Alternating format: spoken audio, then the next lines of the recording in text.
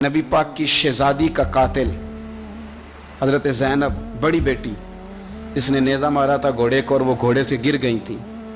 वो आ गया फतेह मक्का के बेटी का कातिल, और उसने अपने चेहरे पे नकाब ओढ़ के ना तो नबी पाक के सामने आया, कहने लगा बहुत बड़ा दुश्मन भी आए तो माफ़ कर देते हो। तो नबी करीम फरमाने लगे बेटियां भूला नहीं करती, पर तू कलमा पढ़, मैं तुझे भी माफ़ करने को तैयार। ये भूला नहीं करती, क्या करूं, बेटियां कहाँ भूलती, किंतु पढ़ ना कलमा।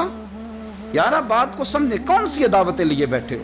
कार्लोस बहन को फोन, जिसके साथ बिला वजह का रट्टा डाल लिया, चचा चचा ही होता है, वो कोई काफिर और मुशरिक तो नहीं ना हो गया। कार्लोस बुला और सुनो, मेरे नबी पाक सल्लल्लाहु अलैहि वसल्लम ने फरमाया दो भाई अगर नाराज हो तो जो सुलह पहले करेगा वो जन्नत में पहले जाएगा, आगे आगे चलेगा। मेहरबानी फरमाए सबसे पहले अपनी जिंदगी से ये अदावत निकालें। हमारा कि जैसे रटाई कोई नहीं, झगड़ा ही कोई नहीं, क्या जरूरत।